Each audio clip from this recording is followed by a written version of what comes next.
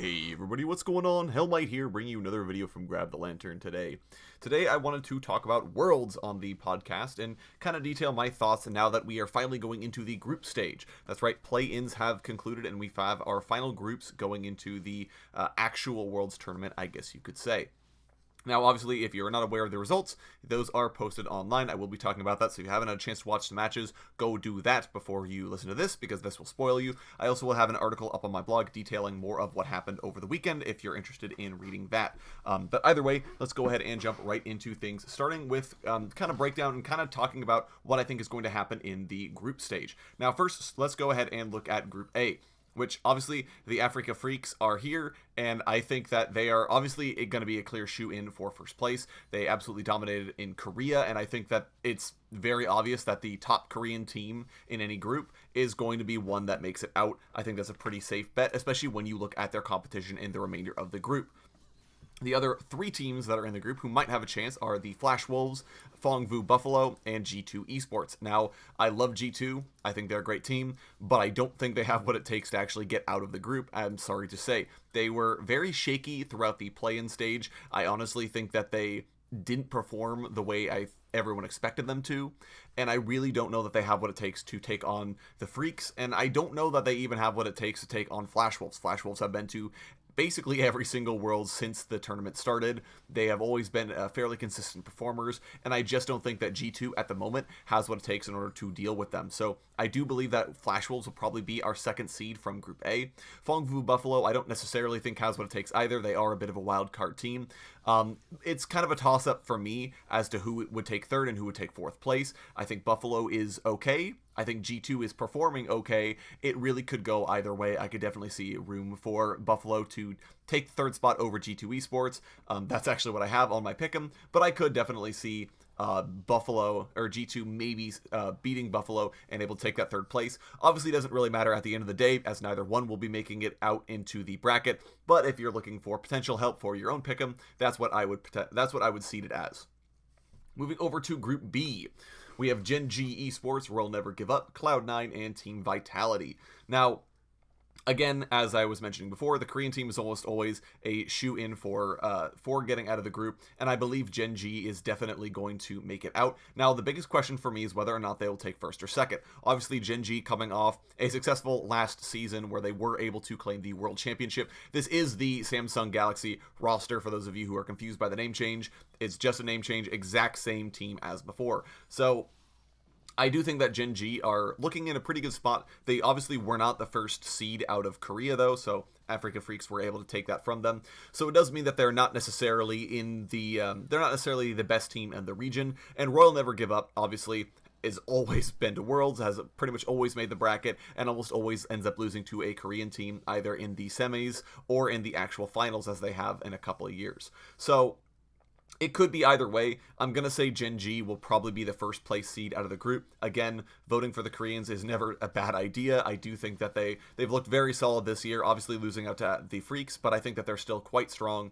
World Never Give Up taking probably a narrow second place, unless there are some other upsets going on. That leaves Cloud9 and Team Vitality in the third and fourth spots. Again, it doesn't really matter which ends where unless you're thinking pick'em. I do think Cloud9 is going to be able to execute a little better than Team Vitality. They've been at the world stage before. Obviously, they had a bit of a difficult run through the group stage. They were able to dominate their play-in group, but then the bracket, Gambit Gaming was able to take them to 5 games, which does kind of say, well, maybe Cloud9 isn't quite as strong as we expected. But this is, I believe, Team Vitality's first or second time at Worlds. I don't really know that their roster is that strong. I would expect Cloud9 to be able to beat them and secure the third place spot. Again, it doesn't really matter if you're just looking at who's going to make it out of the group. But either way, I don't think Cloud9 and Team Vitality have what it takes to beat either RNG or Gen G Esports. Even if they can, I don't think they're going to end up having a strong enough record to make it out of the group. So Group B, Gen G Esports making it out alongside Royal Never Give Up. Moving down to Group C, and now this is the interesting one. Again, we have KT Rolster, Edward Gaming, Team Liquid, and Mad Team. Now, this group, I actually have KT Rolster making it out. I do think that despite how strong Edward Gaming has been, I don't think that they're necessarily as strong as everyone's making them out to be. They did actually lose a game to Infinity Esports in the play-in, so I don't necessarily know that I value Edward Gaming as highly as I do KT Rolster. KT Rolster, again, a perennial world's maker. They almost always are there alongside Edward Gaming, but Edward Gaming did have to go through the play-in, did actually drop a game to a team that they realistically should not have dropped a game to, so I'm going to put them at second place instead, with KT Rolster in first. Now, that could flop. I could definitely see Edward Gaming being able to recover enough with the sort of downtime they have and being able to take that first seed, but either way, it'll be one of those two teams taking first and the other taking second. Now, our third and fourth seeds, I think Liquid, I love these guys, but I don't think they have what it takes. They really did get seeded into the sort of group of death here. I don't think that Liquid will have an opportunity to beat either one of them, or at least to get a strong enough record. Now, it is possible. Like I said, Edward Gaming did lose to Infinity Esports in the play-in, so it's a possibility that Team Liquid can find how they were able to do it and exploit those weaknesses and be able to potentially take down Edward Gaming. But I think that's a long shot. I do have them at third place because I think that in general, KT Rolster and Edward Gaming are going to perform at a higher level, but this is the old Immortals roster that did make it to Worlds last year, so there is a possibility for Liquid to pull some magic out of their hats and make it happen. We'll have to see. Mad Team, I just don't think they're going to be that strong. Again, wildcard teams, I think generally you can always take the safe bet and assume that they won't make it out. Obviously, they've been coming up over the last few years, but the vast majority of wildcard teams don't do that much other than show up and just end up losing every single game. So I do have Mad Team down at fourth place and Liquid at third. We will have to see. Liquid might be able to pull something out, but I do expect it to be KT Rolster taking the first spot out of Group C and Edward Gaming taking the second. Finally, moving on to Group D, we have Invictus Gaming, Fnatic, 100 Thieves, and G-Rex. Now, this is the group of life. This is potentially any team can make it out of here. I do have Invictus as the first seed. I think that especially the Chinese seeds have been very strong this year, and Invictus is no exception. But at the same time, Invictus, I think, is the lowest ranking seed from the Chinese region. I do think that Invictus has the most room to be exploited. And when you look at their competition, they're definitely teams that have international experience. Fnatic, obviously, always make it to Worlds. They almost always are able to make the bracket as well. So I would expect Fnatic to have an opportunity to potentially upset Invictus. At the very least, I would expect Fnatic to have the second place seed. That's where I do have them on the pick'em.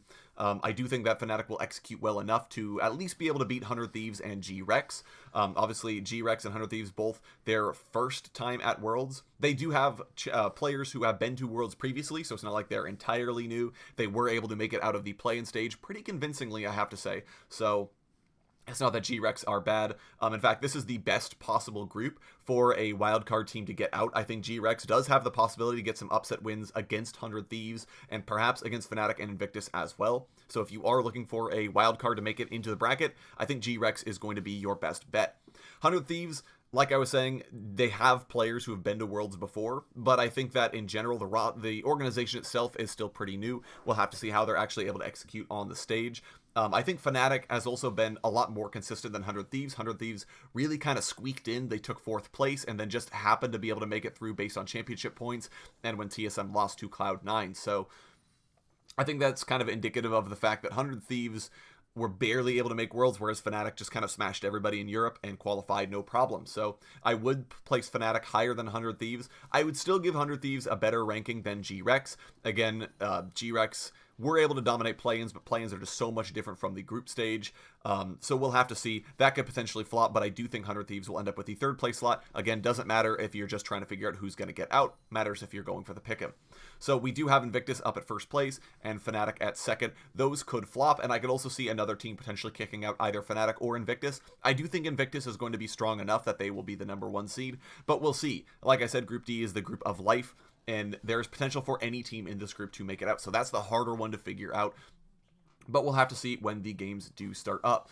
So those are my kind of predictions, my kind of thoughts on the Worlds bracket, the Worlds group stage, I should say, and we'll have to see where everyone ends up playing at. Should be quite interesting to see how things work out, and I would love to hear your guys' predictions. Let me know if you guys have things seeded any differently than me, if you guys have something I might have even thought of.